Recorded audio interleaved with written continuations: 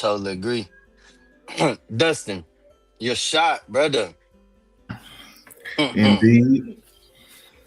Man, at what point do boycott conversations stop being reaction and start being self-respecting?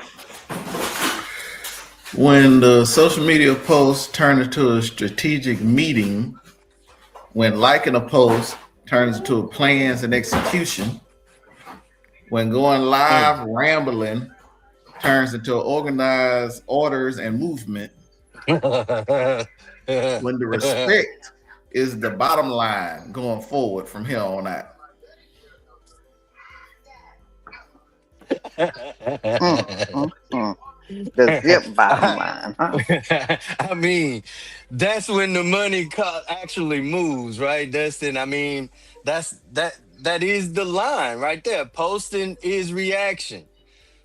Complaining is reaction. Cussing in the comments is reaction.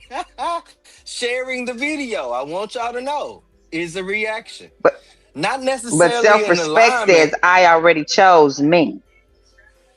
Well, most folks don't even have that, let alone self identity. So, that comes into play as well because just like Perry mentioned, assimilation is strong here in the United States of America. Somebody pull me up. If somebody takes black money every day but talks reckless about black people the minute they feel bold, what exactly are we supposed to call that relationship?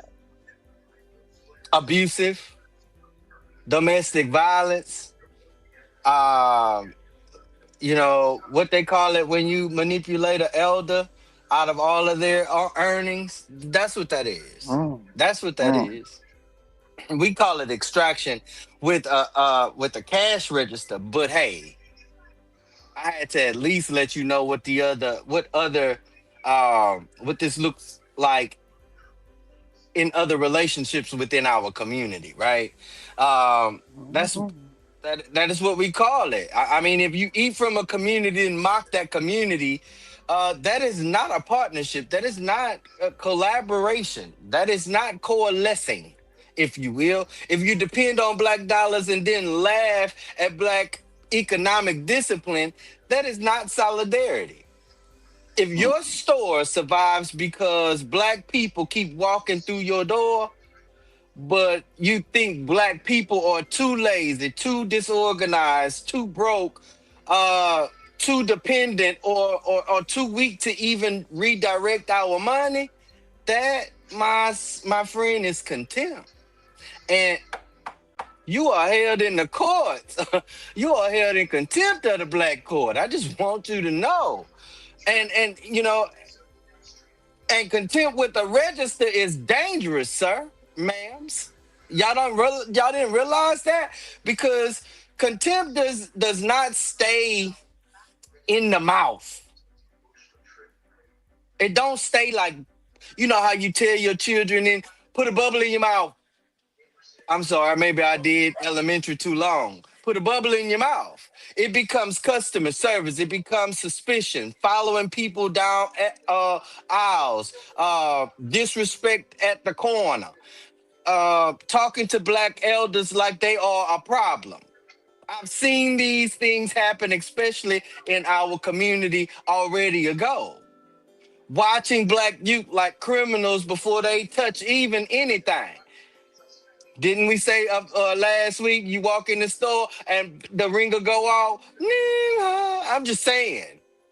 It becomes calling police before calling a reason or even having a reason. You become a Kevin or a Karen without you even knowing. It becomes threatening black neighborhoods like markets, not communities. Treating them like, you know, stock options, if you will. And if you're honest, this is why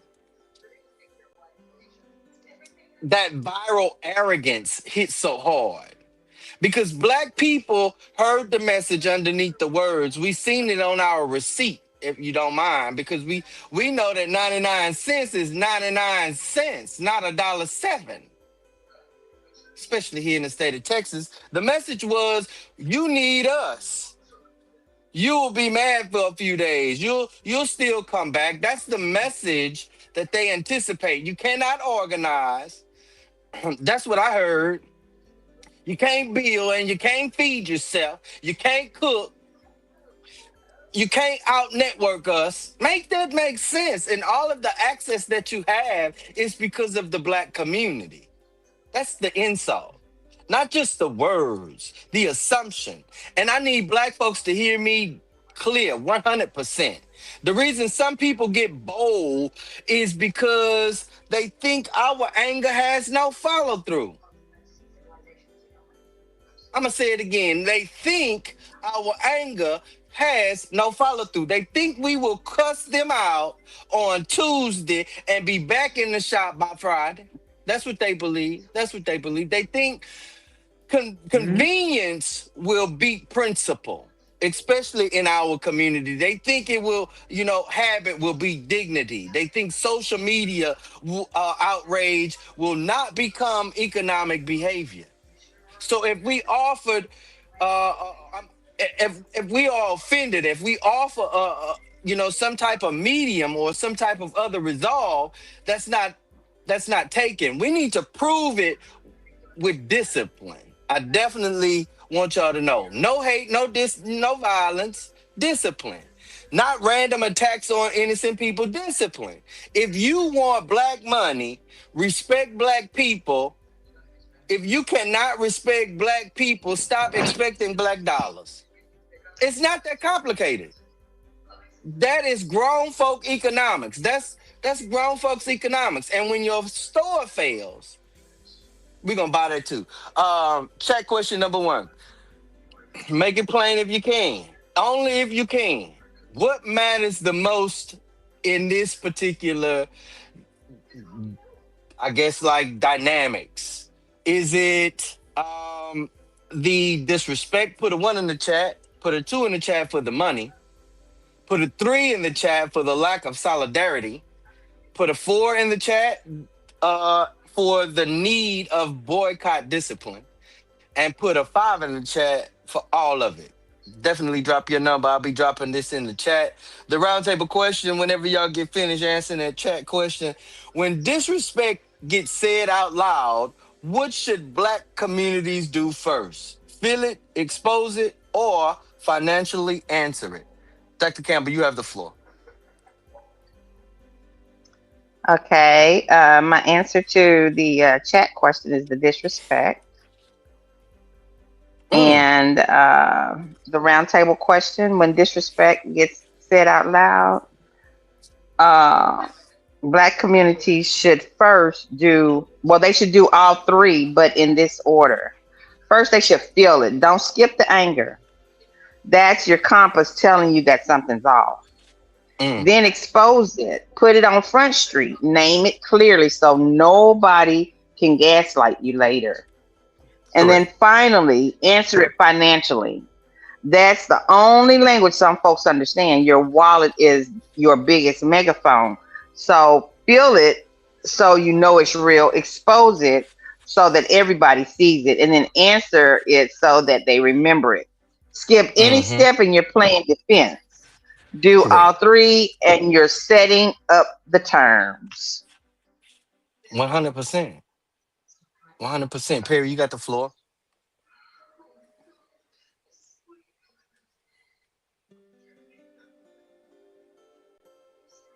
They playing with you too, Perry? Oh, you on mute. I'm sorry. To me, what matters most, I would say, is number 3, the lack of solidarity. Yeah, because it does. It speaks to where we are and our inability to move. Even, no matter what the issue may be, how great or how small, our issues tend to expose our lack of solidarity. Not, that's not to say that there isn't a group that is leading that effort, but but the solidarity amongst that's needed across the community, is always exposed. Um, in terms of the roundtable question, I'm going back to when disrespect gets said out loud. What should the black community do first? I'm going with financially answered, and I justify that again by my verse, Ecclesiastes 10:19. Money answers all things. And I wasn't just doing that, and sometimes when people hear that quote, it tends to think that the money is about me. But no, in this case, no. Our dollars need to have as strong a voice as possible, especially in this weak ass economy. I totally agree. Totally agree. Dustin, you have the floor. As for the chat question, it's for me. It's always disrespect because it's always respect is the easiest thing. So when you can't even do the simplest things, that's the problem. Which leads to the question. Well, I always say I'm the wrong person for this because I'm more Malcolm than I am Martin. Because I always believe in addressing disrespect where it was laid and at the volume of which it was put out there. Correct. All right. I don't All believe in right. this. Oh, y'all should have a sidebar. Wasn't no sidebar for the disrespect. Oh, we should have this meeting. Ain't no meeting in private. The disrespect wasn't in private. And don't disrespect me out loud and then give me a social media apology later. Nah, that ain't good enough. Yeah. But that's just Yeah. me. I've always been at that thing because people like, oh, well, you can't be like that. Look, I done had a fight at every church event outside of a funeral.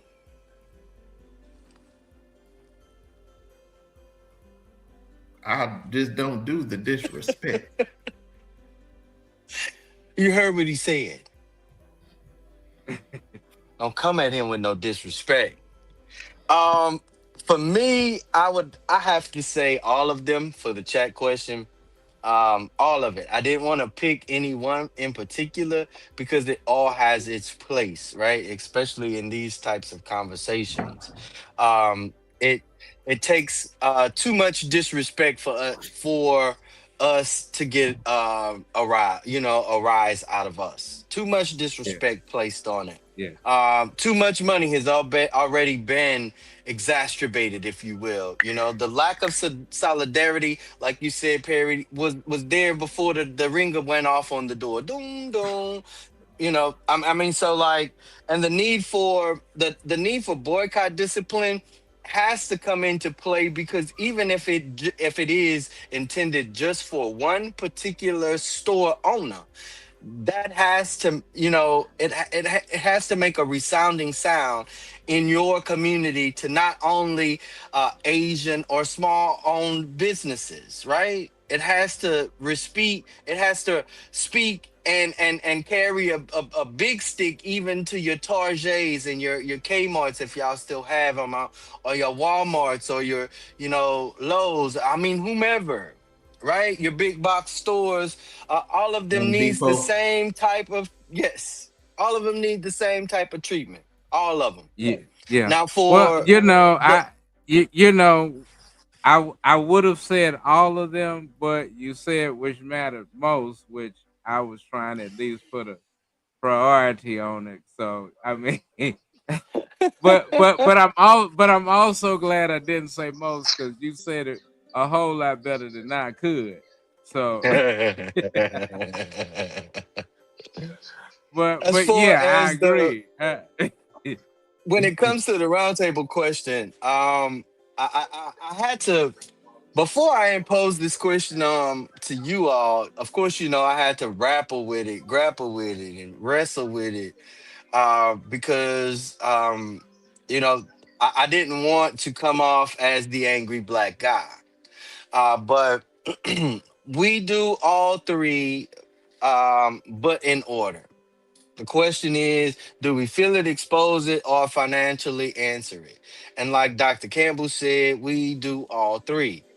And I don't really have or recommend a particular order. I just, recommend discipline in every last one of them, right? First, of course, honestly. Feel it. Feel it honestly, like 100%. They didn't sugarcoat their response or reaction. So there is no sugarcoating about how you should feel about it. Don't let anybody gaslight you out of what you heard, because you heard it. It's recorded. You can go back and play it. You could do it like a cassette tape if you like, and scroll it back. Don't let anybody tell you to calm down before they admit what was said. No, you gave that same energy, and I'm gonna definitely give it back. And if you didn't give that energy, it was the energy that I received. So how about I relay it back to you? Don't let nobody say you were being divisive when the disrespect was already divisive. You're right. Mhm. I'm gonna do what you gave. I'm gonna give you what you gave. You give me tacks and nails, I'm gonna give you tacks and nails. Mine might be a little bit prettier because I want you to admire them, but I want you to feel it. Second, like we said, expose it accurately. You have to expose it accurately. Most individuals will say, "That's not what I said." Well, you quote them word for word, verbatim of what they said, and then you break that nastiness down, like Mucinex. That's how you do it. Don't lie. um do not exaggerate.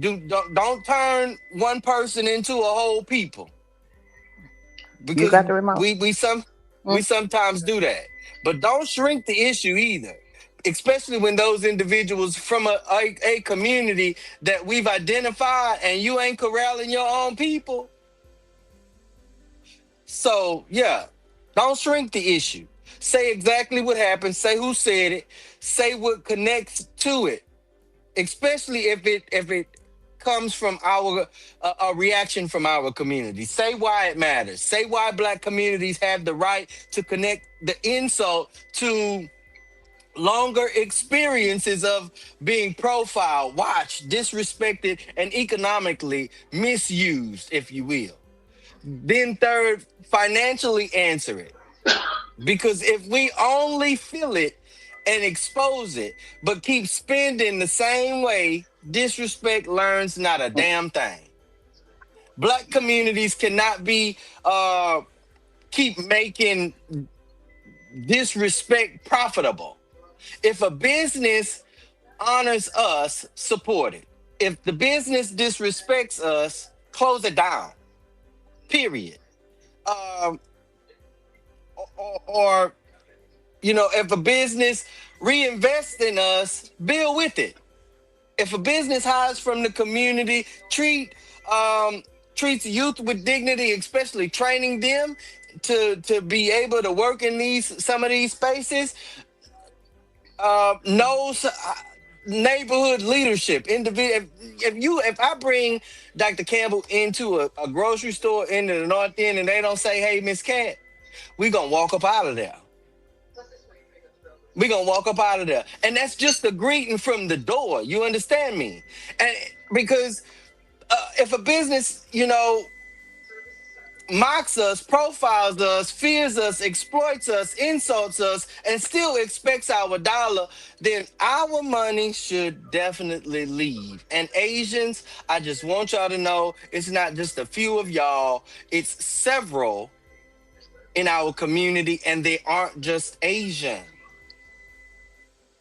So that's not hatred. That is accountability. If disrespect costs nothing to y'all, it will keep repeating itself and charging you for it. A penny adds up. You see that and took it off the market. If disrespect becomes expensive, people start learning manners, especially Hmm. how to speak to you when you enter into their store. I said last week, we are putting food on your table. We are putting clothes on your back. Nah. I just want you to know. Round two, outrage is easy, discipline is hard. The flavor around the rim, y'all, for this shot is boycott talks, spending habits, and whether our anger has the Mm. teeth. Um, so I definitely want y'all to understand that. Outrage is easy, like I said. It's easy to get mad. It's easy to be mad. It's easy to come on social medias and rant your aggressions. That's easy. Easy to share the video, easy to say boycott. Just saying it, they were trying to figure out whether or not something was gonna happen. You know who they went to? Jamal Bryant. They didn't go to the greater community. They didn't Mm, go to the mm, greater mm. community. Make that make sense. Um, Easy to call people out. It's easy to get loud for a few days, but discipline hits different, y'all. Discipline means changed in behavior when nobody is watching. It means finding another store. It means building a directory of stores that we can patronize regardless to what color or cultural background these individuals have. Discipline means supporting black-owned businesses before crisis even start. Not only after the disrespect, but before. Right? I ain't seen so many sisters, queens, and black ladies look for black nail techs in all my life. And they running from window to wall to find them. And I want you to know they've even found the black hair stoves. Houston area is making a killing with it. I want you to understand that. But here it is. You have black individuals that see, I ain't even supposed to be talking about black people today. But we have black individuals in our community who do the same thing as the Asians, same thing as the Iranians, same thing as the Italians, same thing as the white. Tell you to turn your Negro butt around at the door and or sabotage your business from within. I'm just saying what I see. Discipline means accepting inconvenience for principle. Discipline means pooling money so that when we get those ignorant mild Negroes to talk down on black economics in our community instead of speaking up on it, yeah, we know we're gonna hit you too. Dr. Campbell, I'm sorry, Perry, you ready for your shot? Yeah, I'm ready. How do you tell the difference between a real boycott and a social media anger feed that fades by next week? Um. Well, let me first just say, personally, uh, in my lifetime, I've not seen a boycott as effective as the Montgomery bus boycott. Mm. Not since then. I haven't seen it. I've seen some events that have called themselves boycotts that have maybe twisted a few, wrists here and there. Um, and this is not to really belittle the points of any of our black activists that stood in the face of uh, of incidents that where our dollars were being disrespected. But one thing about a lot of what you see now, and I again, not taking anything away from Pastor Brian and his efforts,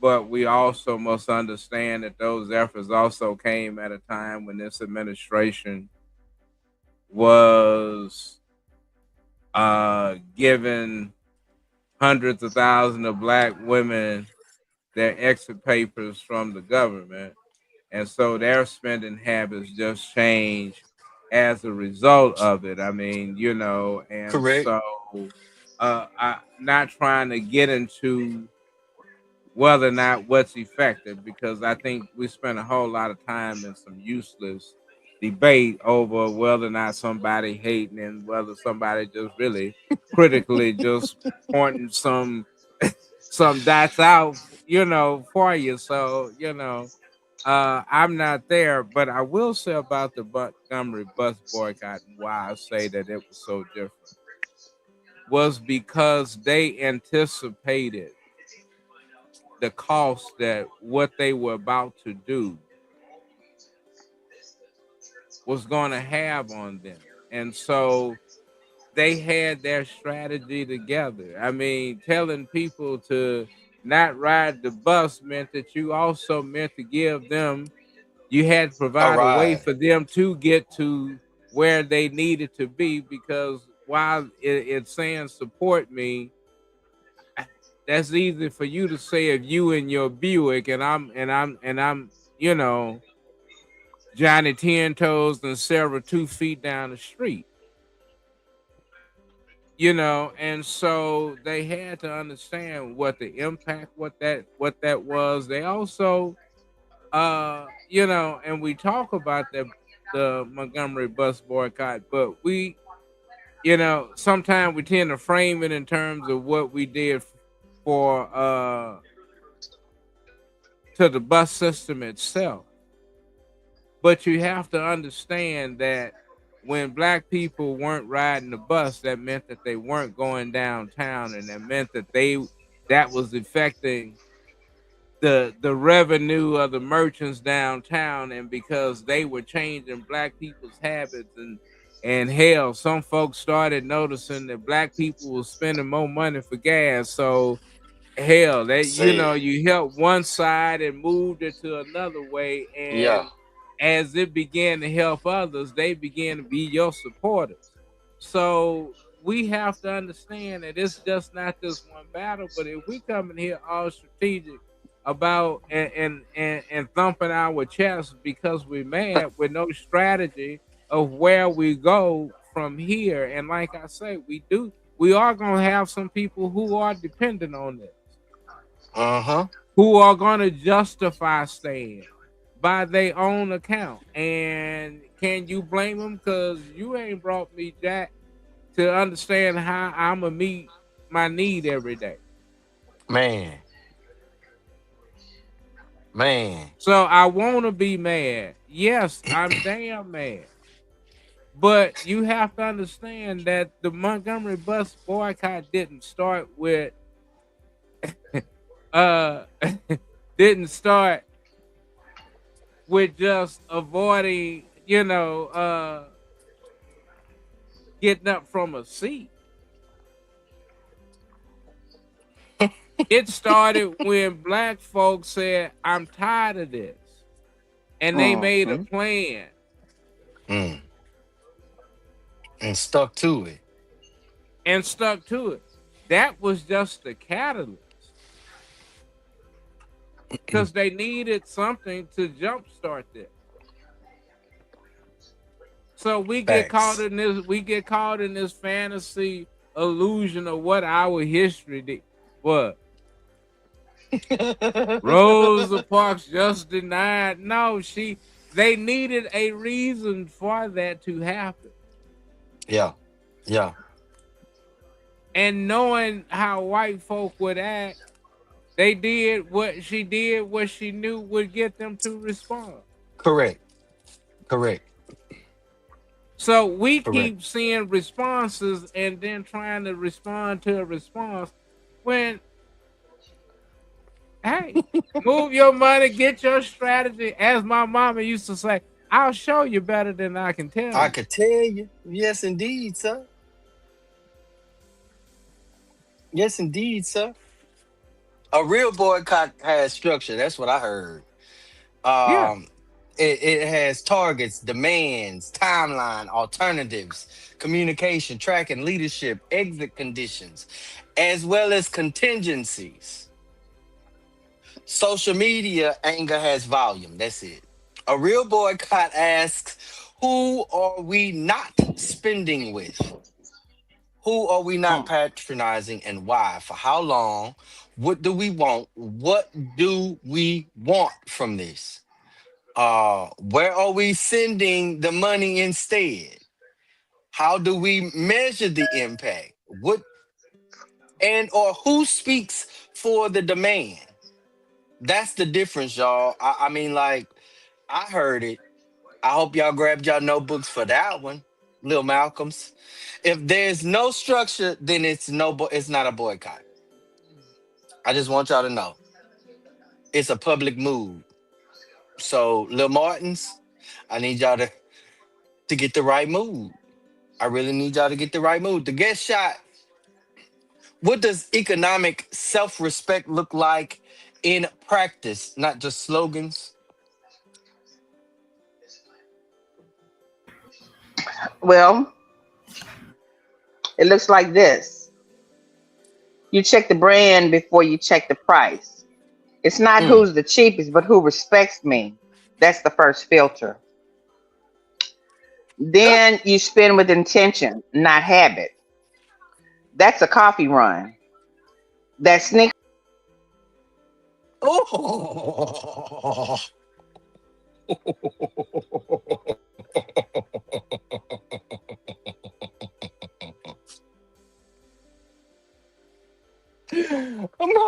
My bad. That just took me too fast. They was like, hush your mouth. And look, she coming right back.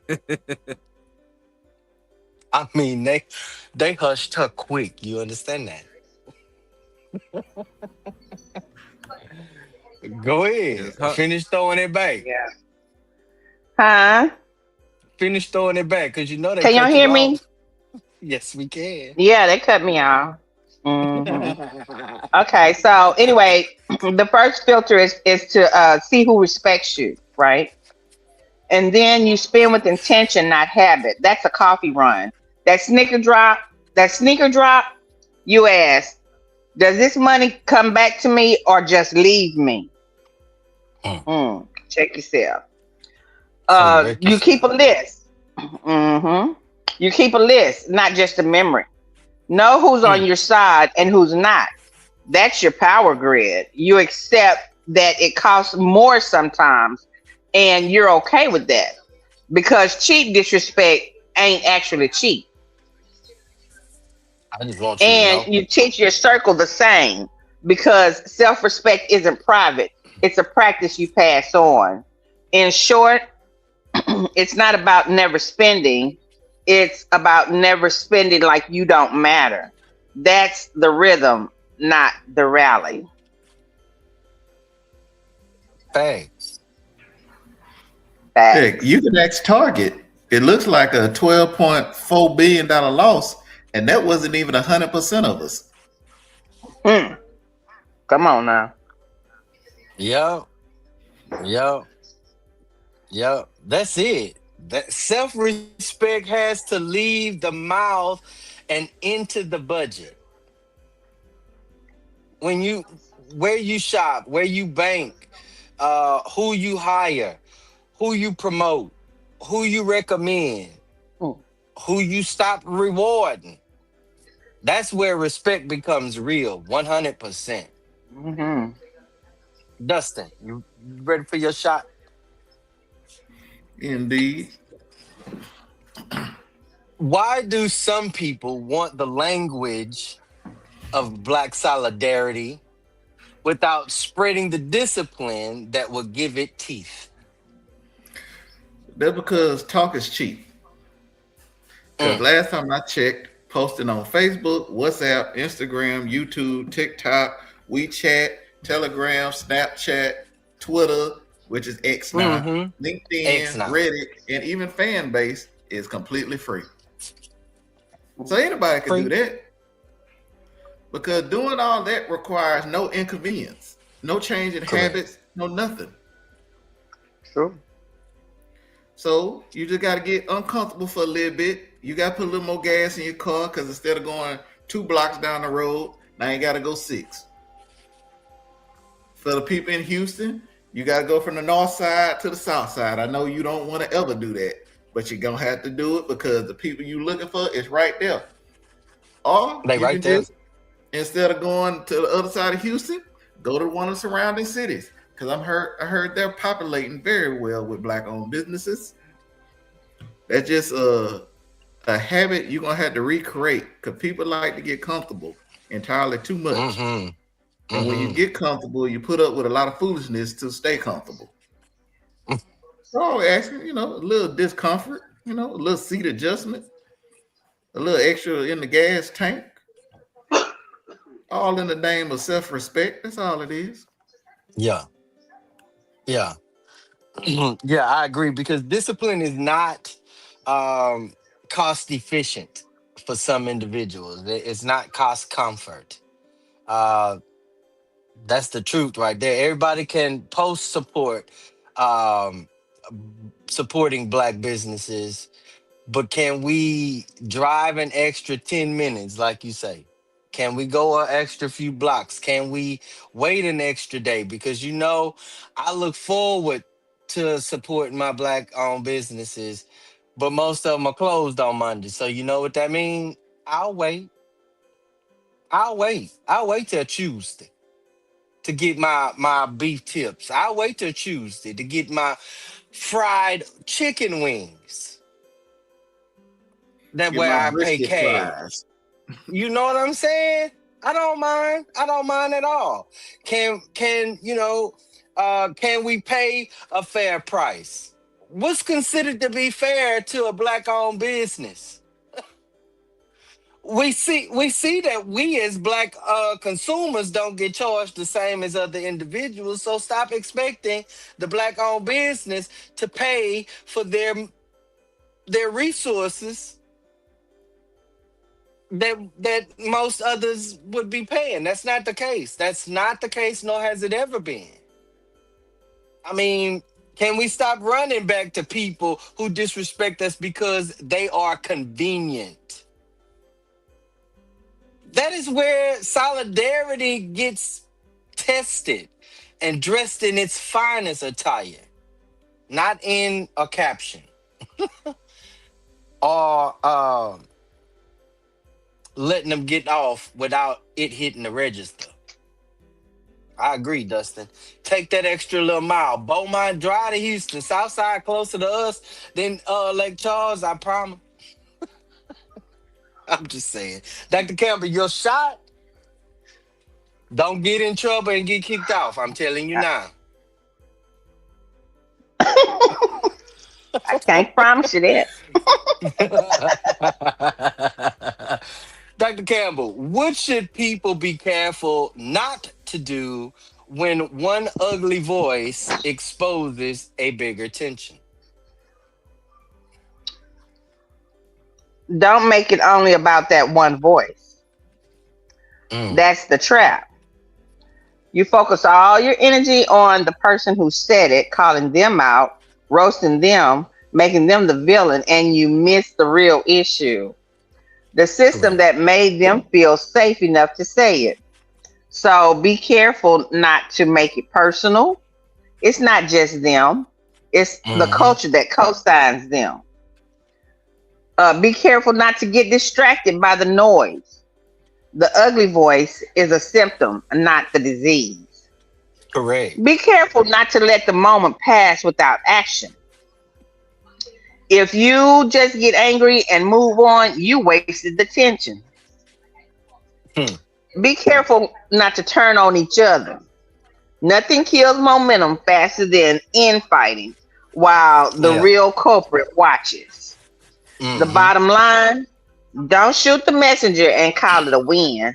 Use that voice as a spotlight, then fix what it's shining on. Absolutely. Absolutely, Dr. Campbell. And I agree. We have to be careful not to lose precision. Don't, turn Right. accountability into chaos. We can't do that. We can't attack innocent And people. remain intentional. Correct. Correct. Don't use sloppy language and that lets the guilty hide behind the innocent. Don't do that, because they try quick. They try quick. Turn the kitchen light on, and them roaches gonna scatter. I promise. Woo! Stay sharp. Name the conduct that needs to be checked. Right. Name the disrespect. Name the economics that you are going to impact. Name the pattern of individuals and or practices that you see in your community. I totally agree, Dr. Campbell. Then we gotta organize and also reorganize the response. 100%. 100%. Come on. Pull me up, Dr. Campbell. If our money can keep businesses alive, why do so many people act like business communities have no leverage until somebody disrespects us to our face? Right, we wait Yeah. too late. And Hmm. we wait too late because we've been trained to forget our own power. That's why. Black people have been called broke so long that we forgot how much money moves through our community, through us, period. Hmm. Um, Hmm. we've been called dependent, not independent, but dependent so long we forgot how many businesses depend on us. We have been called True. uh, unorganized so long that we forgot organizing or organization is a choice, not a birthright or a birth defect. Right? We've been told we cannot build community for so long that we forgot our labor built this country. 100%, especially ancestral labor, free labor. Our culture sells these products. Our taste moves markets and keeps restaurants open. Our presence keep whole economies breathing. I just want y'all to know. Let me say this plain. Black people have leverage before the insult. We've been had leverage. The insult just remind us we have not been using it proper. Our money keeps stores open. Our culture keeps brands prevalent and relevant. I mean, our labor keeps systems moving, right? Our vote keeps politicians employed. Our churches keeps movements alive, some of them. Our youth keeps trends alive. Our families keep neighborhoods alive. I mean, our spending keeps certain stores, gas stations, beauty supplies, corner stores, food restaurants or food spots, clothing shops, weave spots, all this and services and businesses alive. It's because of us. So stop acting like we only have power when people or when some people disrespects us loud enough for a reaction. We have power every day. Every transaction is power. Every deposit is power. Every purchase is power. Every recommendation is power. Boycott is power. Black owned alternative is power. Every cooperative is power. And every directory that we need to create as far as allies is power. I mean, even more power comes into a disciplined household. I'm just saying. I'm just saying. Hmm. Remove the darts that individuals seem to want to always throw at us. The problem is we keep spending like we don't know we have this power. We said that a few episodes ago. This is why some folks get arrogant or ignorant, and they think that our anger is loud but short. This is why they think our habits are stronger than our self respect. Self respect. They think black people will always come back because convenience has trained us better than principle. I mean, if they are right, shame us. But if they are wrong, we need to prove it. Not with threats, not with, movement, not with hate, not with just discipline alone, not for one weekend or a week. No, with a plan, because leverage that we have in our community is never used because we believe it's invisible.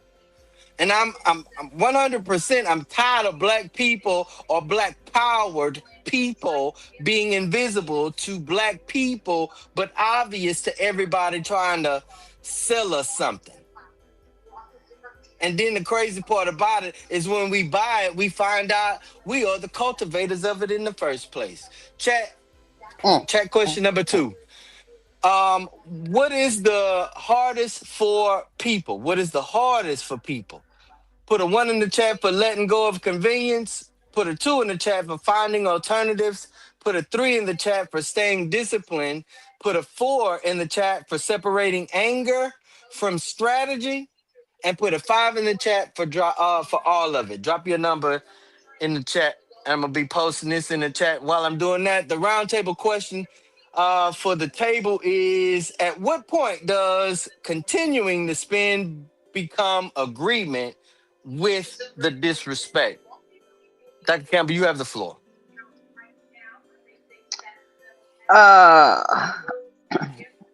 The roundtable question, right? Yes, ma'am. Or that chat question, whichever one you want. However you want to line it on up. Okay.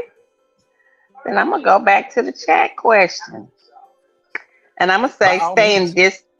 staying disciplined is the hardest because finding alternatives, you can do that in an afternoon. Letting go of convenience is tough, but you can adjust. Separating anger from strategy, that's a skill you learn.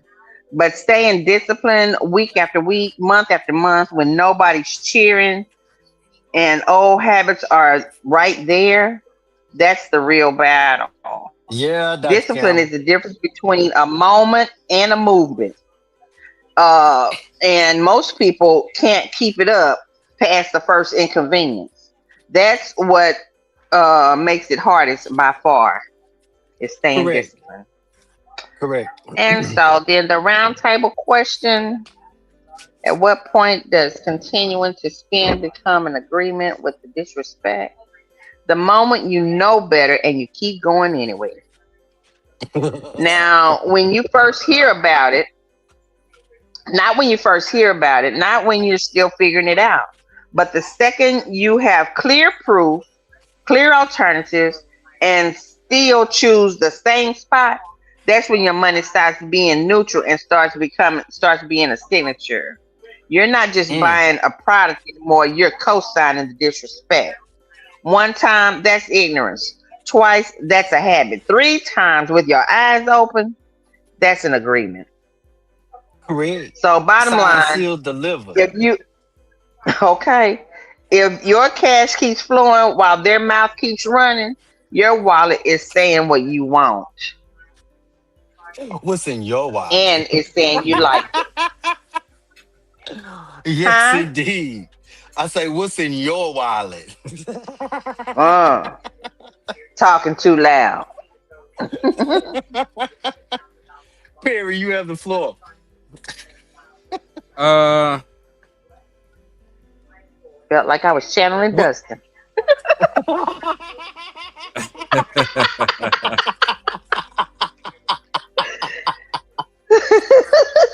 Yes, indeed. What you say? I'm all sweaty under the pits. Woo! He Yes, got me. indeed. That's that good energy right there.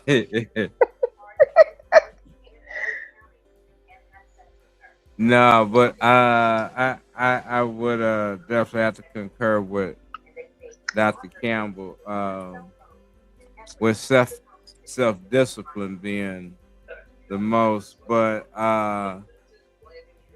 But while I say that, I also say that we can't underestimate uh, the power of convenience has on this modern society.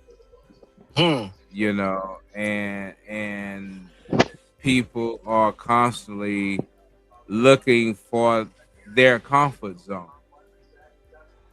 and their convenience and the things that don't stress them, and so that becomes very hard to break for somebody who's always trying to find that. And we can all, I'm pretty sure, think, without much hesitation, think of some people who may fall into that category, because we all know a bunch of them that are undisciplined, and for those of us who are, and those of us who are striving, we all know discipline is always an ongoing task. Is always some challenge to help us understand uh, what we proclaim to be discipline versus what we Hmm. practice to be disciplined. Come on now. And so um and then finding alternatives. Yeah, I mean, it's just some folk. It's like folk who committed to putting salt on their grits, not even trying to explain or understand what it's like to even put sugar on their grits. I mean, it's just either or. But if you don't try, I mean, why are we engaged in foolish debates over? Ooh, I can't put sugar on my. Well, have you tried?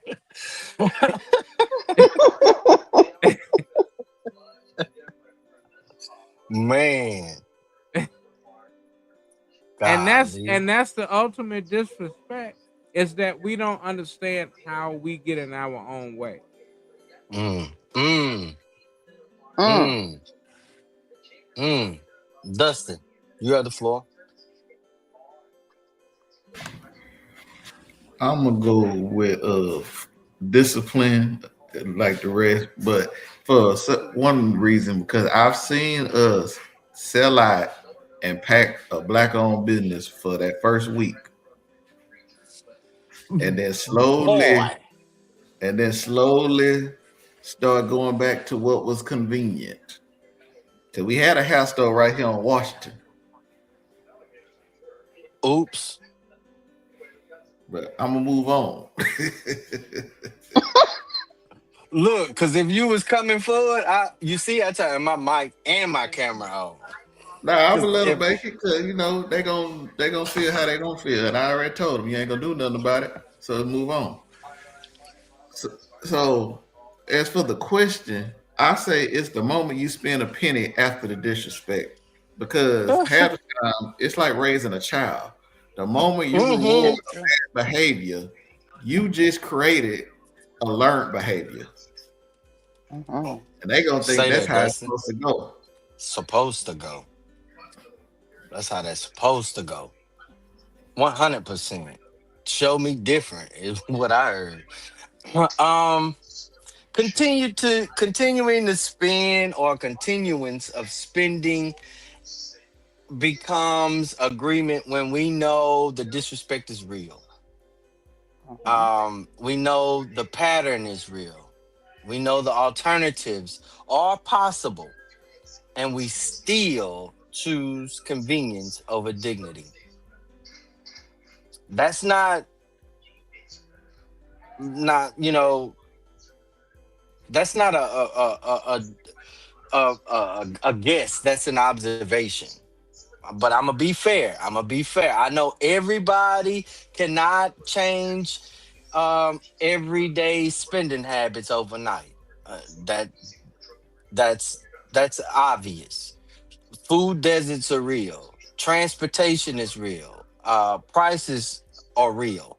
Work schedules are real. Access is real. Some communities do not have easy alternatives. That's understandable. So I'm not talking down on nobody or down to people about making these decisions. To hear me and hear me well, I don't even believe that my crew is in.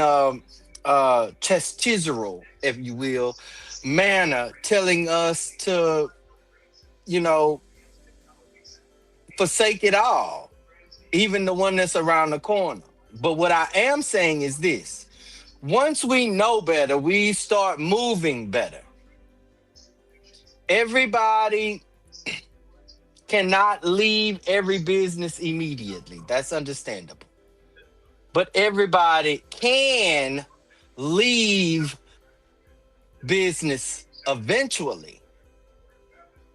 We could spend less, expose more, find alternatives in the on the way to it, support one black business a week, every week. You heard me. I go for my chicken on Tuesdays at this one spot, Big John's. I go for my soul food meal at Jones's on 4th Street. I go for my breakfast at Shebebe on East Tech, on East Cardinal. I'll even go up the street from me and grab me a burger from We Hit the Spot, or Yori's, or even my next door neighbor who sells corn dogs and hot dogs. I ain't gotta go far. I live in the young South End that's older than anything in Beaumont. I'm just letting you know there are alternatives. Um, we could create pool rides where we pool our money together and patronize a weekly business, create directories, build buying clubs, demand merchant agreements, ask churches to sponsor black vendor fairs. I'm gonna say it again. Ask black churches to sponsor vendor fairs, right? Ask fraternities and sororities to publish business lists. Ask neighborhood associations like ours, Dr. Campbell, to track disrespectful merchants.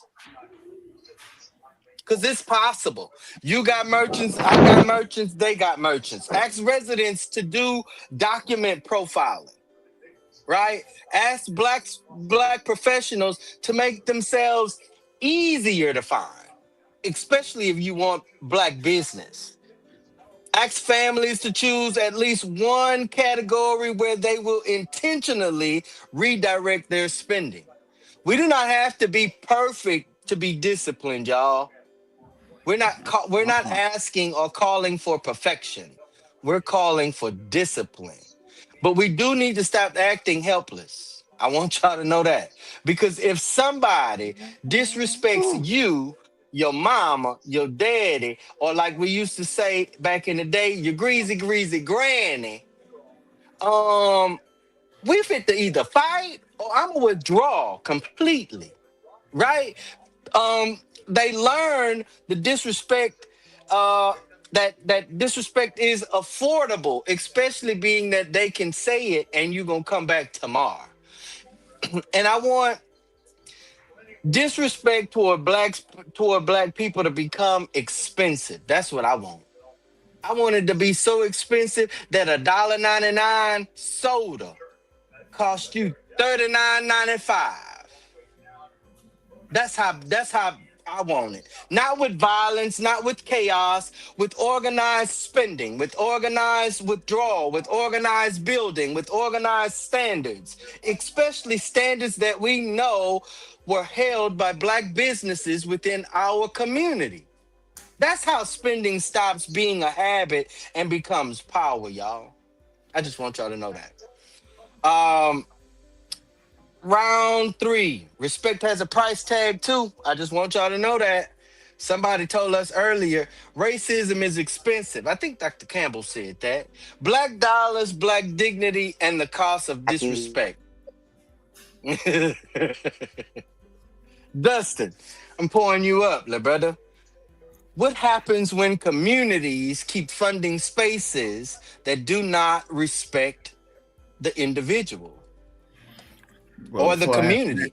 before I answer that, since we naming places, I don't live nowhere near downtown, but I will drive the extra minutes to hit the lounge up down there. Correct. And then I'm gonna come back on all the smoke over here on Feeling and go ahead and get my brisket fries. Correct. Cause that cabbage, that's my wife's favorite, and that's all I'm going for. Look, and I'll definitely go all the way on to 105 from the south end and tap Sullivan's across his head. Oh Yes, yeah, indeed. you gotta get that sandwich. Hey man, wait, Dustin, before you respond, did you know? Well, let me ask everybody at the table. Did we know that Patillo's sold? I thought they Go sold a ahead, while ago. Dustin. I just wanted to know, did we know it? I don't know who they sold to. Oh, I met him. I guess he don't look like a Patillo. Well, stop that because you know Patillo's a high yellow. Stop playing. He could possibly be a passer of a Patillo. Dustin, man, go ahead and respond to your shot, bruh. But as for my shot,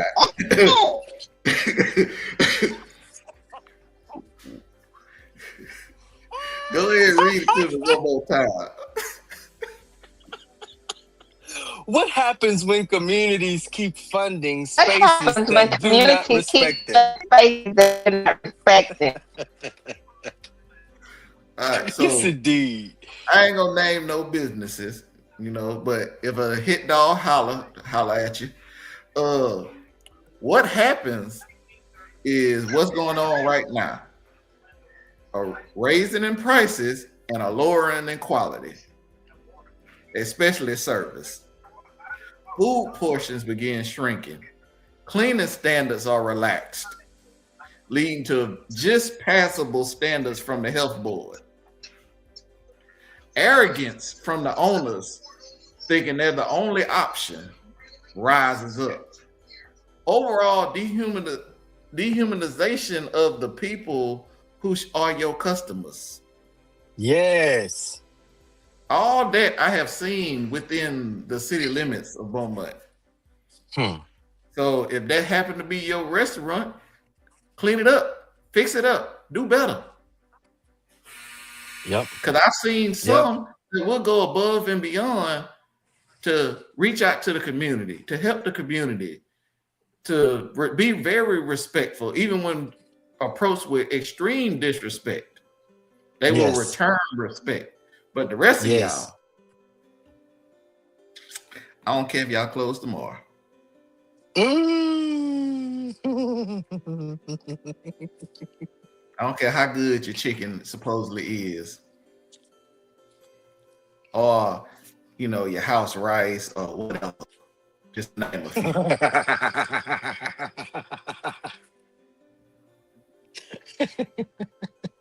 Your attitude Oh man. toward customers have slidden downhill. But I ain't gonna Dr. point to Campbell's no. backstage. I know who y'all are with y'all little C, B, and B minus grades.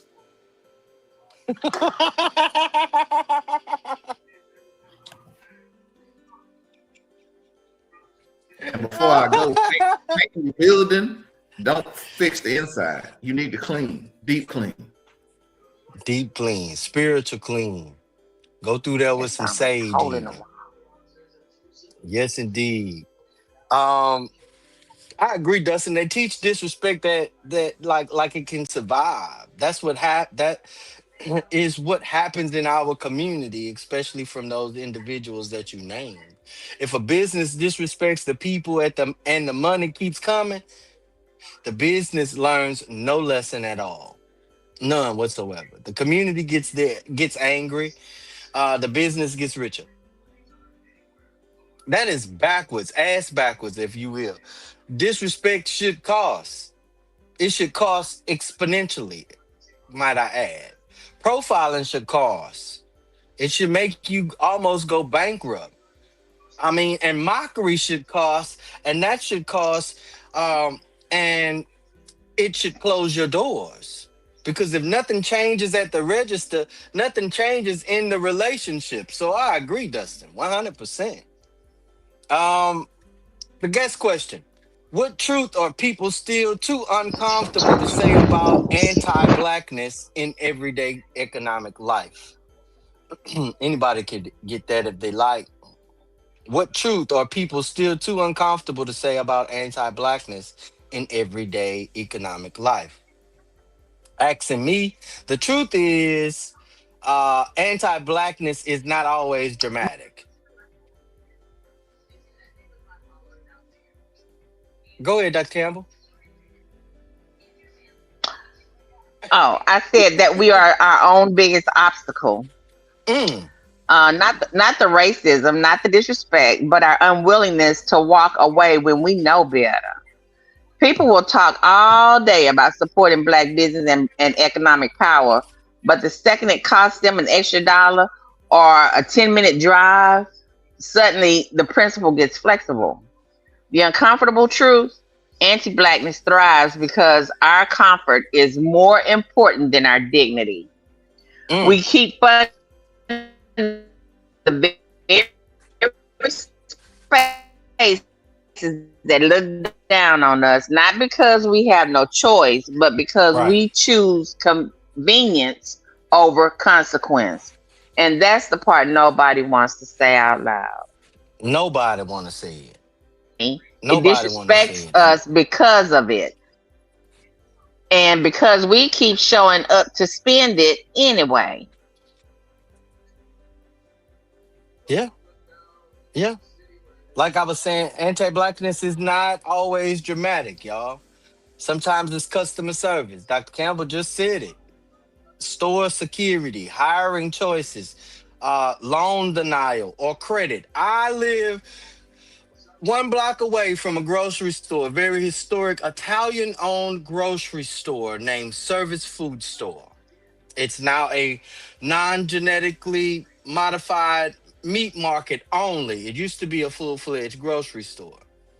The only non genetically modified meat market I know Wow. in Beaumont, Texas. This store has Really? for generations allowed in store credit to its consumers. That's in a majority Negro community that has never pressured those residents to pay their monthly and or weekly bills. Again, this is a supporter in our community. So I know how individuals may feel when they go to certain spaces in our places and a loan is denied.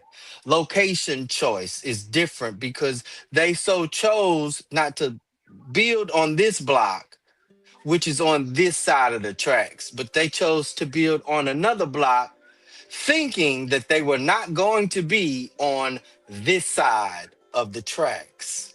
Who gets followed? Who gets greeted? Who gets trusted? Who gets watched? That everyday disrespect adds up greater in our community than it does in a cash register. I just want you to know that. Dr. Campbell, your shot. How Ready? dangerous is it when transactional relationships get mistaken for solidarity? When transactional relationships get mistaken for solidarity, it becomes extremely dangerous because Mm, when you make a transaction for solidarity, you stop paying attention. You think you're in the partnership, so you let your guard down while they're still running the numbers. You get yeah. blindsided. The moment it costs them more than it's worth, you find out real quick that loyalty was never a part of the deal. And then you lose your leverage. That's not a partner. You're a customer, and customers can be replaced. Right, right. And the biggest danger, you start defending the arrangement like it's a relationship. You make Mm-hmm. excuses for them. You tell Mm-hmm. others to chill. You become their best advocate while they're still just cashing your checks. I just want you The to bottom know. line, a transaction will make you smile, will smile at you and take your money. Solidarity will sit with you when the money's gone. Confuse Mm. the two, and you're not just being naive, you're being played in your Played face. all in your face. All in your face. It's dangerous because, like you said, Dr. Campbell, transaction can end. imitate peace. It can imitate peace because people think because moving money being that money is moving, that relationship is healthy, that the relationship is healthy. No, Dr. Campbell said y'all in an abusive relationship and don't even know it. This sucker is whipping across y'all head, but yet and still y'all want to have something to say when somebody say something to a woman. No, sir, you getting whipped across your head too. You too, sir, are in an abusive relationship and don't want to remove yourself. So no, People a don't business realize can mental abuse hurts too. correct. A business can serve you and still disrespect you. A merchant can And need you and still look down on you. and mental abuse is just as bad as physical abuse or worse. Correct. Correct. Trauma is trauma. I just want y'all to know. And a community Hmm. can be economically connected and morally disconnected, all at the same while that all the same while we're going through all of this. That can't we can't allow that to confuse we can't allow that to be confused with solidarity, y'all. That's not solidarity. That is not coalescing. If Mm. respect disappears when profit is challenged, it was never solidarity. It was convenience. Perry, you're shot. How do you build a stronger response than just outrage and still avoid sliding into reckless blame? Mm. Um, I guess, the one thing we can do to get a positive response is really to change our focus. Mm, Um,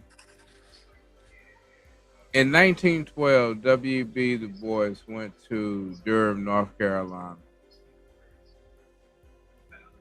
and he was going there to visit Trinity School. mm-hmm, And Du Bois talks about how thriving the black community in Durham was. I mean, Durham had a Black Wall Street just like Tulsa. mm-hmm, It thrived a lot longer than Tulsa, but met its demise in some ways. But what Du Bois says about Durham was that the Negroes in Durham had found a way to coexist with the establishment such that they both thrive. mm, But one of the things about Trinity School, he said, was that the kids who came to Trinity School, because they had their own dorms, but they were in dorms that were built by black businesses, from the wood to the rivets to even the mattresses the kids slept on. They had mm-hmm, a mattress distribution that supplied mattresses to black families throughout, because they understood the need of the mm-hmm, community. But when he talks about the origin of the community, it started with a preacher, a doctor, and a barber who had the most money. And they brought in C.C. Spalding, and his thing was, let's start a life insurance, because the first thing that they felt they had to build was sustainability. Because, hey, listen, while we fighting Jim Crow, because this was mm-hmm, happening during Jim Crow, mm-hmm, we at least better look out for our own families. And so the first thing they started was insurance to take care of the community. And out of that, build stores, haberdasheries, everything that you could Did he say want. haberdashery? He You said that. doggone right, a haberdashery. Yeah. Go ahead. But but they talked about the students that came there. Not only were they in an environment that was not just built by black hands, but all of the resources that made it possible was through black businesses and Yeah, ownership. And they yeah, walked into classes filled with black educators from New York and from Florida and from all over to give them perspective and some endowed wisdom that hopefully they would maintain. mm, hopefully. But so, I understand the boycott, but just as Mobile, they were looking to something and not so much as being against something. Mm-hmm. Again, Mm-hmm. I'll show you better than I can tell you. Yes, indeed. And if we kind of, and again, like, Chris, I've been telling you that this started with the whole great Kendrick Lamar. Before that, maybe Cat Williams. Somehow we done got caught up into this damn rap battle, whatever, we got to be against something rather than all be for something. Yes, indeed. Yes, indeed. I Oh agree. my. You build with standards, y'all, not emotions alone. Not emotions alone. Name the issue, name the behavior, name the businesses if necessary. Make it, make demands, make your demands, create alternatives. If they are not there, create them. Track spending, avoid blanket attacks.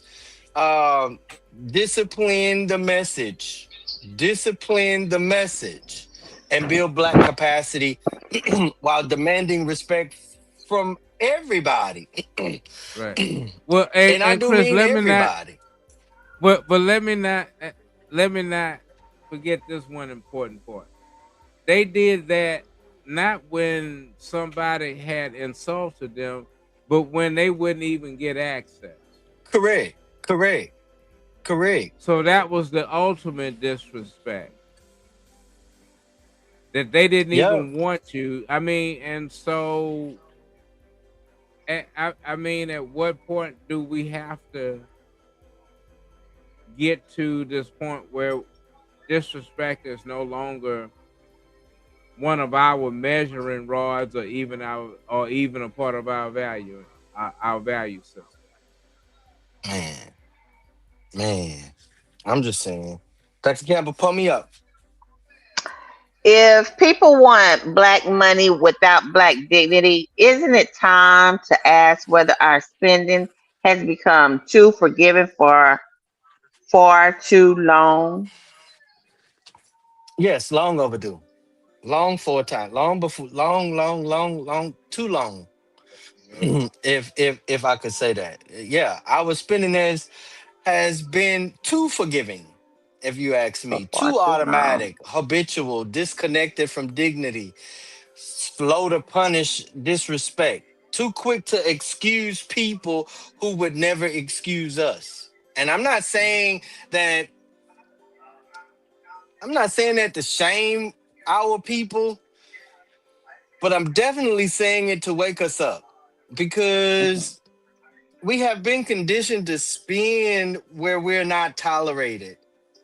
Well, where we are tolerated only, not respected, not you know tolerated as a collective. We spin there where they watch us like hawks. We spin where they rush us, where they accuse us, where they don't hire us. I heard, what is it, 1807 barbecue? That's what it's called. 1907. One of the ones that's on Calder, they said to the people, I'll tell you where it said. The barbecue spot on Calder, right as you cross the tracks. said, and there's an NAACP Beaumont complaint on record that says that that establishment told several black employees or black seeking workers, individuals seeking work, oh no, we don't hire black, but we will take your dollar. We will serve you, but we won't hire you. And that's right here in Beaumont, Texas. And I don't know I what their believe. number is because I ain't never been there. You're not gonna feed me out of no old reestablished funeral home. No, you're not. No, you're not. Not me. Not me. No, no, not me. Not me, Dr. Campbell. So whether we spend, we 1701. spend 1701. What I said, 1706, 1701. That's their name right there on the court. And if I'm lying again, I'll say I'll pull the record for the NAACP just so y'all know I ain't lying. I'll call the individuals because they are also on record. I'll have them on a show playing my face 1701 because I just want us to know that it's not just 1701, that one entity out there that does the same, not hire us. They We spend where they don't sponsor our events. They don't reinvest in our schools. They do not, hear me and hear me well, do not know our elders, nor do they respect our youth. We spend where we think we are consumers, not a community. That is too freaking forgiving for me. And I get it. Like I said, Dustin gave y'all some leeway. Dr. Campbell gave us some leeway. Perry gave us some leeway. But I'ma just tell y'all straight out, convenience is real for us. And a lot of us are complacent. I'm not gonna say comfortable. I'm gonna say complacent. Where these individuals can slap you, your child, and or others in your community in the face, and you'll still patronize them tomorrow. Again, location is real, price is real, time is real, but dignity has to become real as well, especially in our community. If you can disrespect black people and still count on black dollars, then the community has not taught you the cost of disrespect. Trust and believe that. That changes when we organize and or put these businesses out there to know, for us to know. Not by hating whole communities, not by attacking random people or making reckless threats. No, by creating standards or adhering to the ones that were already set in black economies. A business that wants black money should meet black community standards, not profiling, racial insults, chasing children to shoot them in the back, accusing them of stealing orange juice, water, or penny candy. No fear-based treatment. No mocking black economic capacity. No hiding behind minority status when the conduit is anti-black. Local hiring where possible, reinvestment where possible, community conflict protocols where possible, public apologies when harm happens, especially at the hands of the business owner that we have in our community. Real relationships with neighborhood leadership, like Dr. Campbell. There should not be not one development that goes on in the North End boundaries that that neighborhood association and or that neighborhood association facilitator does not know about. Same goes for the Pear Orchard, same goes for the South Park, same goes for Amelia, same goes for South End. Support for community events when business depends on community dollars. And I'm not talking about I almost said something. Let me move. A clean record of treating black people like black customers, like black people, like human beings, not problems. And if businesses definitely cannot meet that basic standard, then our dollars should not be automatic because black dignity is not optional. I just want y'all to know that. Chat question number 3. What should come next? What should come next? 1 for redirect spending. Put a 2 in the chat for build more black-owned alternatives. Put a 3 in the chat for publicly exposing disrespect. Put a 4 in the chat for strengthening community discipline. And put a 5 in the chat for all of the above. Drop your number. Drop your number right now. Go ahead. Who gonna respond to that while I drop this in the chat? Nobody? I'm surprised. They might be. They probably done froze y'all all up because they don't want y'all to get to this final question. Roundtable question. What does economic self-respect really require when the people profiting off you stop hiding how they feel? Dr. Campbell done dipped out. They done booted her. Oh, welcome back, Dr. Campbell. We on the roundtable question. I just read it out for you. Okay. So They are mean to my you tonight, Queen. my answer to the chat is all of the above, but not all at once and not in a random order. So first they should the order should Nope. Disrespect, redirect your spending, build black-owned alternatives, strengthen community discipline. You need all 4 because exposure without action is theater, redirection without alternative is punishment, and discipline without purpose is control. But all 4 Correct. together, that's power. Power. So Power, then, Lord. the roundtable question, huh? I say power, Lord. I didn't. Yeah. So the roundtable question: what does economic self-respect really require? When people profiting off you stop hiding how they feel. It requires you to stop pretending it's complicated. When they stop hiding how they feel, the choice gets simple. Not easy, but simple. No more benefit of the doubt. They showed you who they are. Believe them. No more. But they have good prices. Cheap ain't worth cheapening yourself. Okay. No more spending separating the business from the people. The business is the people. They're one and the same. Absolutely. No more waiting for an apology. You don't need closure. You need a new grocery store, a new gas station, a new go-to spot. What it really requires is guts. Believe walking away is uncomfortable. It means changing routines, going out of your way, maybe paying more, but staying means telling yourself lies that make the disrespect disguisable and digestible. The bottom line: stop hiding.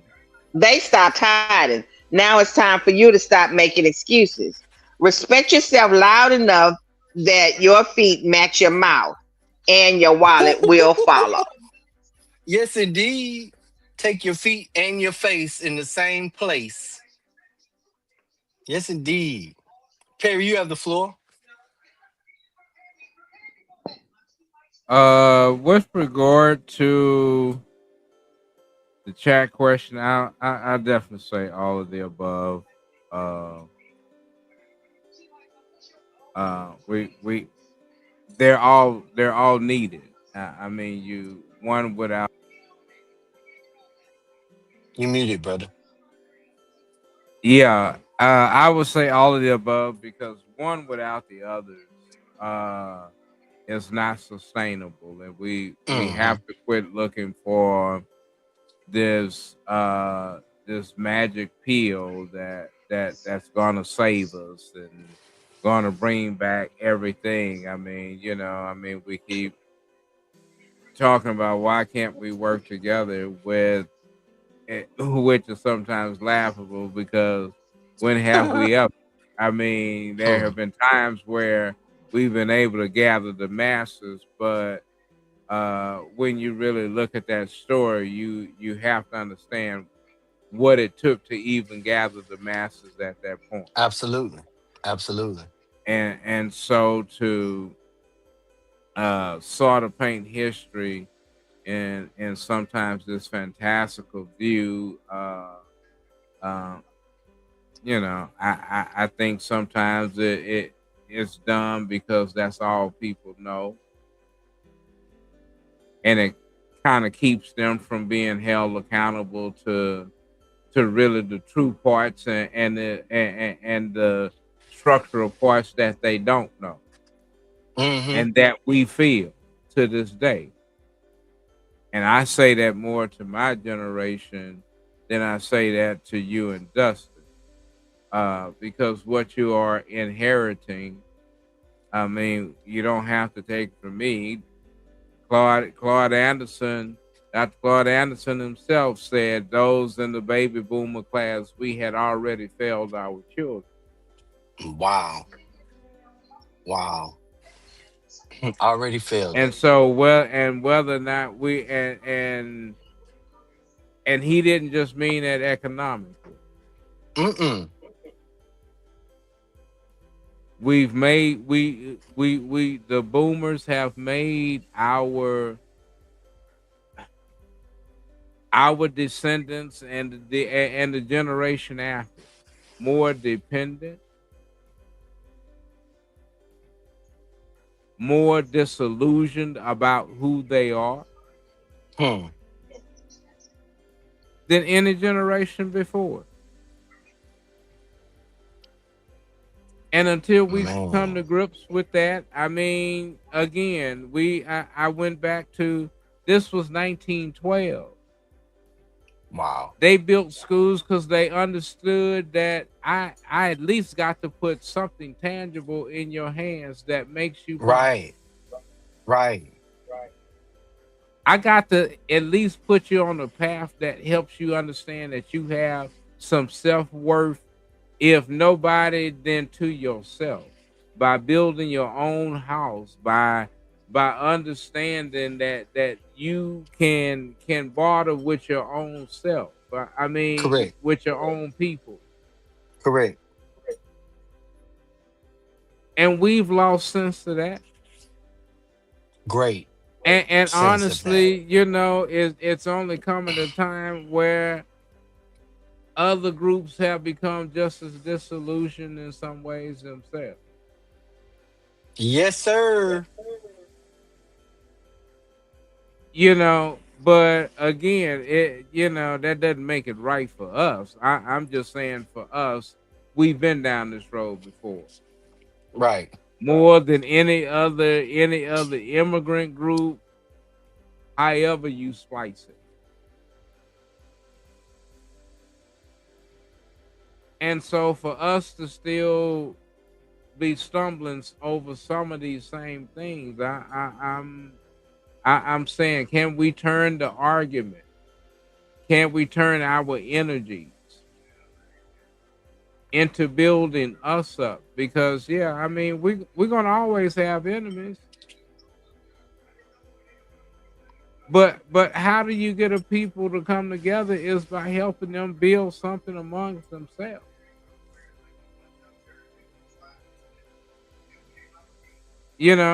And so I mean I looked at that story in Durham, and it was that they were supplying a labor force not just for their needs but for the whole community. And at the same time, their ultimate goal was we can't forget where we live and in what society we live in. So if something should befall us,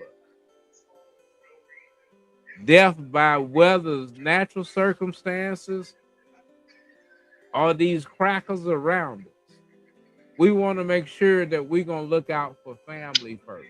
Because that's all we got. And so when we have a community that's not even starting to look at that, Or uphold that. right, then Man, then it's fractured. And I mean, and definitely, I'm for us growing wherever we are, and we will grow because we are those kind of people. Dustin, you got the floor. I'm gonna be real brief with it because that disrespect, the only thing it should come with is a going out of business sign. Bingo. Right. That's it right there. That's it right there, little brother. Straight to the point. Out of business with the for sale sign in the front yard. Because what we don't realize in some of those spaces, they leasing too. Oops. Mm. Economic self-respect requires discipline, standards, and alternatives. All three. All three. Discipline means we stop funding disrespect just because it's convenient. Standards mean we tell businesses what the community expects or what our expectations are. Alternatives mean we will build somewhere else to send the money. Because boycott without alternative becomes frustration. Alternative without discipline becomes unused potential. Discipline without standards becomes confusion. And we need all three. Like I said, Black communities need business directories, Black vendor markets, church support buying campaigns, neighborhood merchant accountability agreements, youth entrepreneurships and apprenticeship programs, credit building circles, cooperative buying clubs, community investment pools, Black owned corner store strategies. How about it? Black owned beauty supply strategies, Black owned gas station strategies, black food distribution networks, especially to those like Perry mentioned, because we've identified the vulnerabilities within our community. Black professional service lists. Whether you a black lawyer, black plumber, black carpenter, black electrician. Because in a little while, if y'all have not heard, these United States is not going to recognize your uh, doctorate in Mm. medicine or your ain't no telling what this country is not going to recognize here in a little while. So we definitely have to corral those individuals that we have with those degrees on the wall, with those certifications, whether they're state or federal certifications. We need those individuals to come back into community because community review systems tell the people where respect live and where disrespect knows or is known and keeps showing up. And let me say this. We need merchant accountability agreements for any business that wants long term Black community support. I didn't say some, I said any business. I don't care if you're selling socks in the parking lot at J.C. Penney's and they close. If you operate in our neighborhood, here are the expectations. Respect the customer. Do not profile our youth. Do not chase our children with weapons of mass destruction. Do not speak reckless about our community. Do not call police as the first tool for every conflict. Have a de-escalation process and or agree to one. Hire local where possible. And if not possible, create possibilities. Support community events where possible. Meet with neighborhood leadership facilitators. Sponsor youth activities if your business depends on neighborhood spending. And when harm happens, don't hide. Please don't hide. Address it, especially if that harm comes from your community or your culture or your alignment to American whiteness as much as you possibly can. That's not too much to ask. That's basic respect. We need to stop waiting until somebody insults us to remember we should own more. Or remind them, a black person used to own this. Too late. The point is not only to boycott, the point is to build enough that the boycott strengthens us in economic endeavors. Because right now, some people don't respect black boycotts talk, let alone black boycott movement, because they know they not Target. They are the convenience store that sits up the street from you and close at 7 o'clock. Build a bank relationship. Build a business or buy it. Build or buy the cooperative. Build or buy the directory. Build or buy the market. It's all there for us. Period.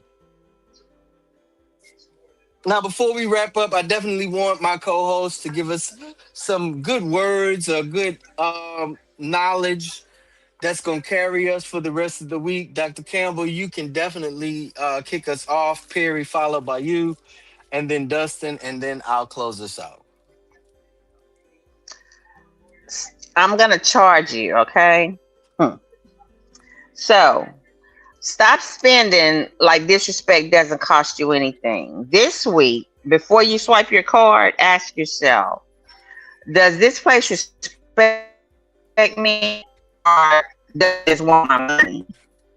If you can't answer yes to both, keep your wallet in your pocket. One decision at a time, $1 at a time. That's how you turn a conversation into a movement.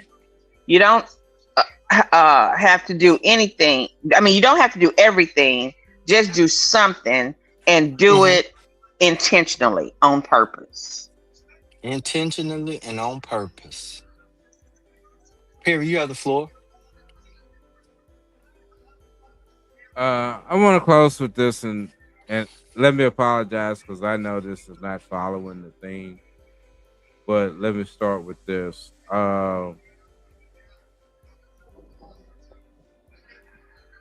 If you don't challenge what you already know, then how much do you really know? You Mm. know,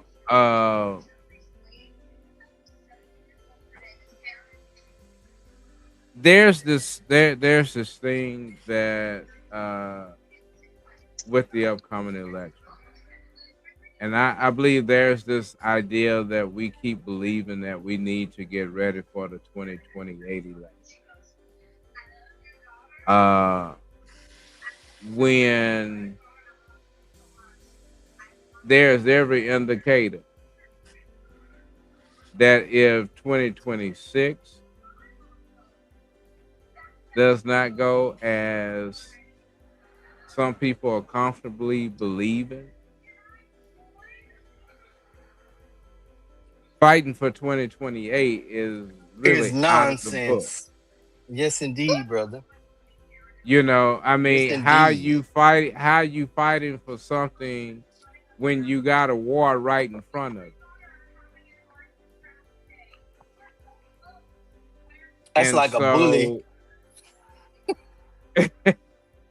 so, so I just want to drop that into our spirit because it's fast approaching. Yes. And when you can get someone such as Jack Smith, such as some other officials who are saying, y'all, we better be careful, Gotta be careful. especially because we're ignorant of what happened in Ukraine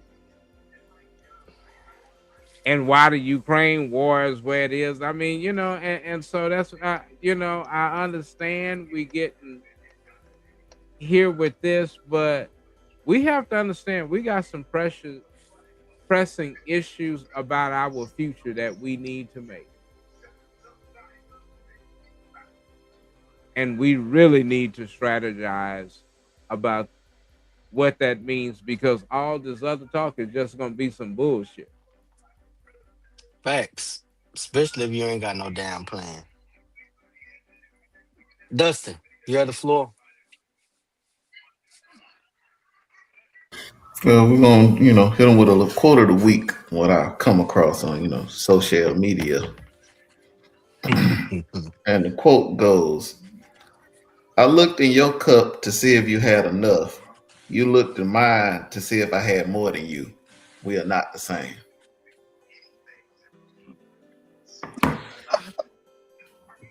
Freaking died. I freaking died. We are not the How? same. Heck, we kapow too, Dr. We are Campbell. not the Now, before we they not close, like us.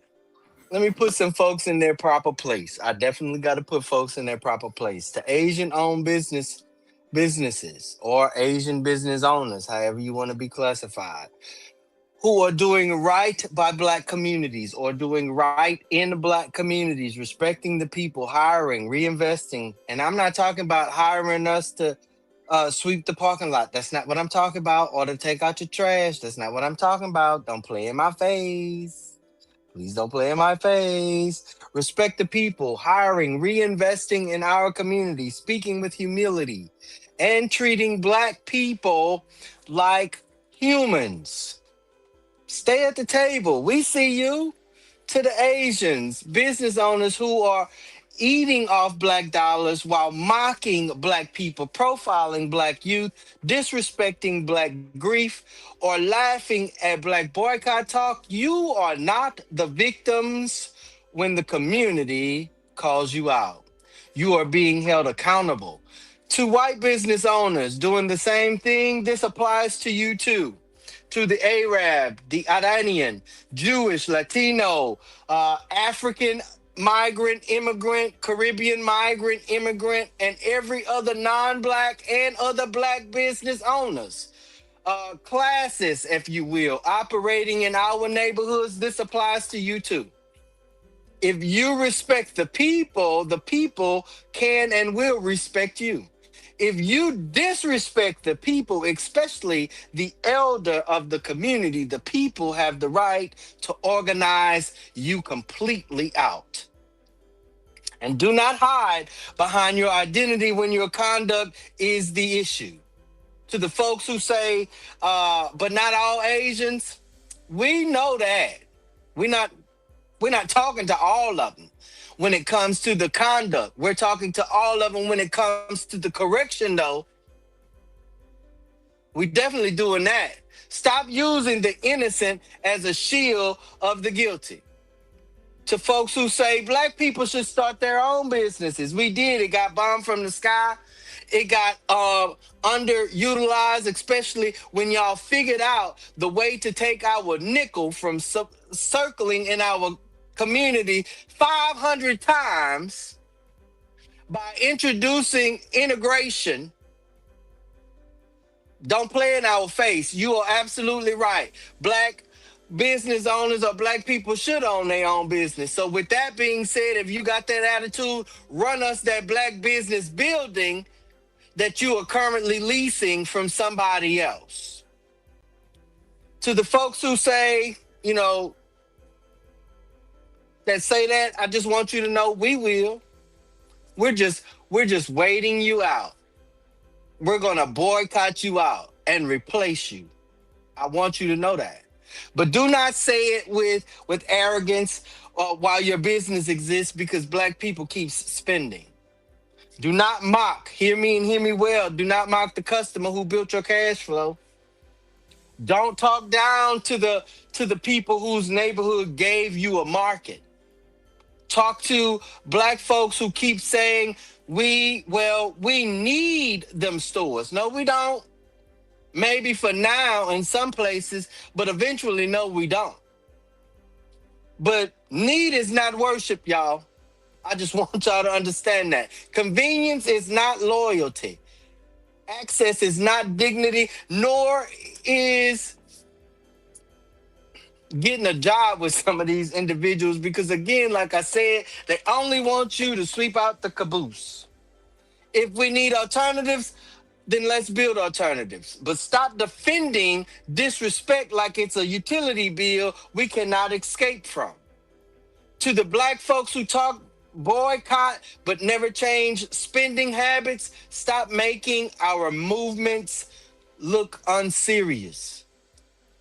If you are going to say boycott, have a plan.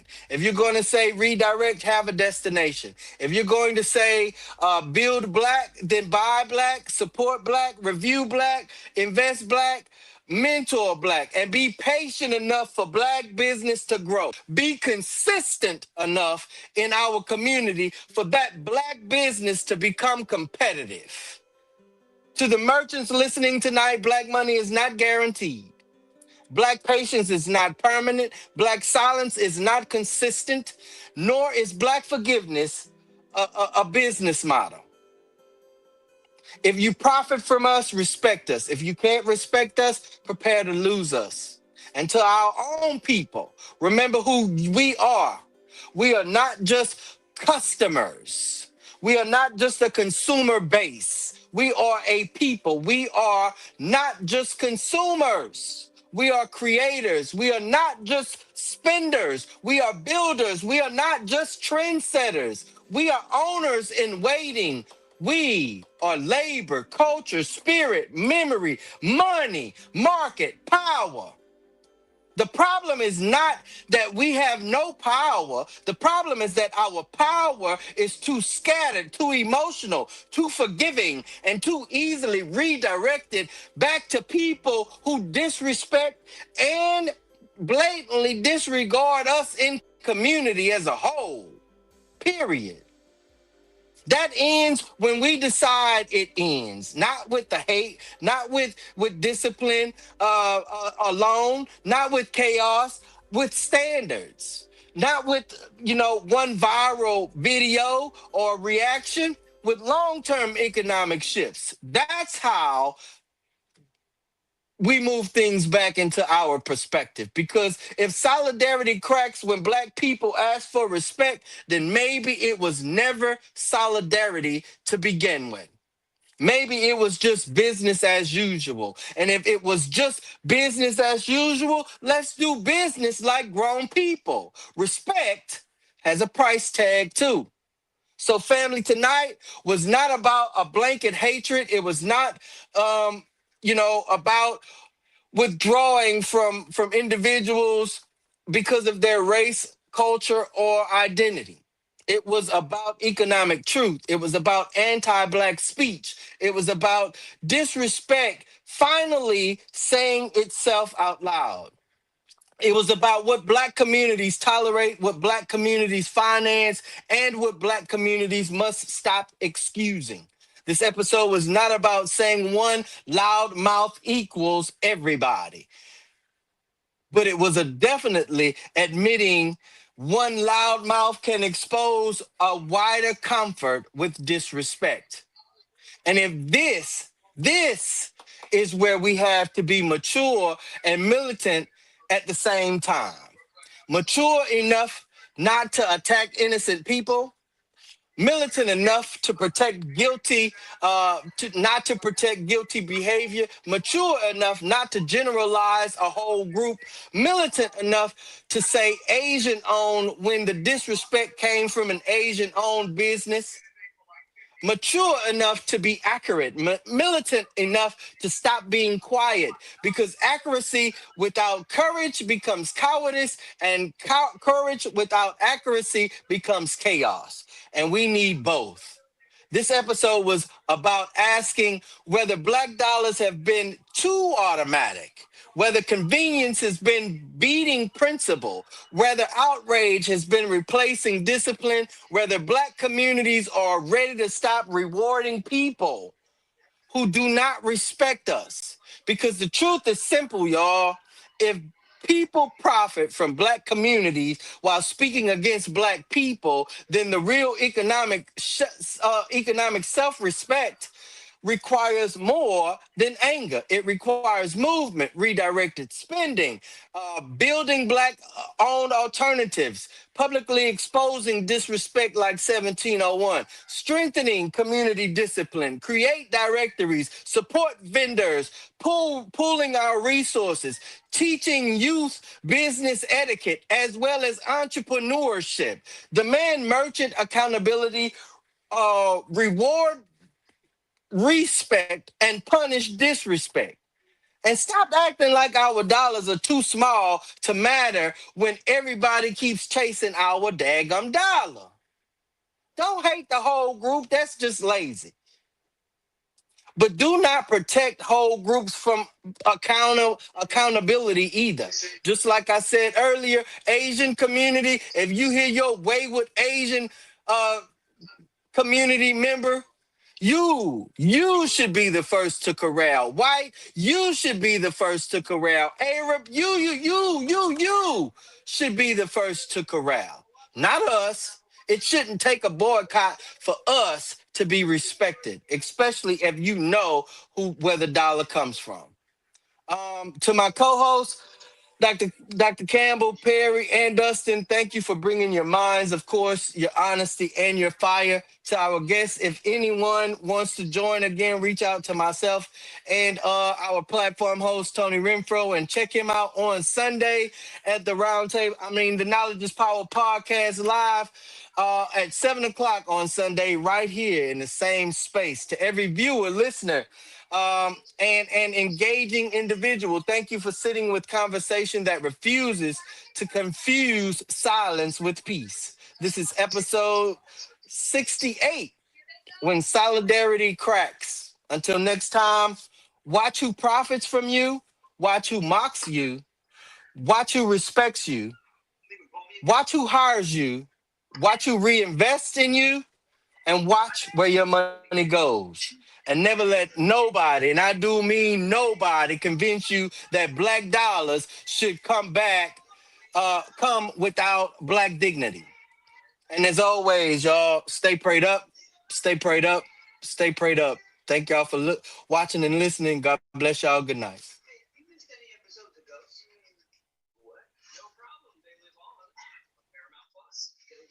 Oh, nah, I want to see.